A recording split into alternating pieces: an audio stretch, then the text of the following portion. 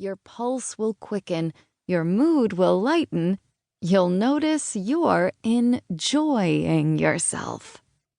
The joy of assuming the ecosexual position arises from the way it gets you to do just what its title promises. Even more than all the fabulous stories, scenes, images, and ideas that enliven this book, its unique kind of joyfulness arises from the attitude to art-making that it conveys. A phrase that occurs frequently in this book is, X turned out to be the perfect blank. The word completing the phrase being some variation of place or time or opportunity. The phrase usually comes at the conclusion of an account in which Annie and Beth have had to deal with unexpected, often challenging, even daunting circumstances or turns of events, and have had to improvise. As the phrase suggests, the outcomes are surprisingly better than could have been predicted. Disaster looms, but is averted. Chaos threatens, but is dispelled. Cumulatively, these instances of prevailing or getting through begin to read as something more, a transformation of the logic of performance itself. Instead of being shaped mainly by the intentionality of planning and preparation, the Ecosexual project appears to activate the gift of serendipitous collaboration and spontaneous kindness.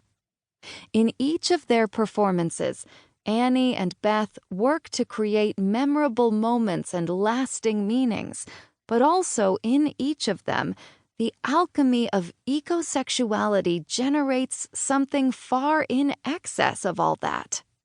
The story this book tells is about an art, life, love practice that winds up turning the surrounding reality into an ally, a helpful partner, a sweet friend.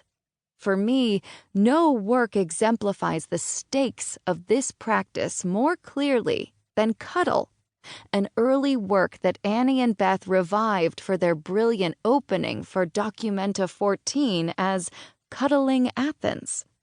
While works like The Weddings and Dirtbed and the Ecosex clinics churn up carnivalesque energies and astonishing utopias, Cuddle is Beckettian in its simplicity.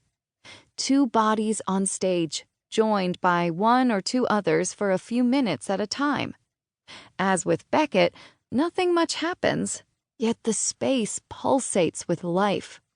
Cuddle takes Annie and Beth's principle of collaboration as enjoyment to its logical extreme, putting the artist's creativity at the disposal and service of the creativity and willingness of anyone and everyone, revealing the bedrock of ecosexuality to be a capacity for radical lovingness, a capacity anyone and everyone can manifest.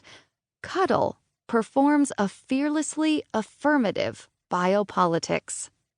There's a Duchampian element to Annie and Beth's logic of performance, an embrace of chance, a tolerance of accident. But the growing impression that Annie and Beth's Ecosexual project conveys, the impression that many things will turn out to be perfect, is much more than that.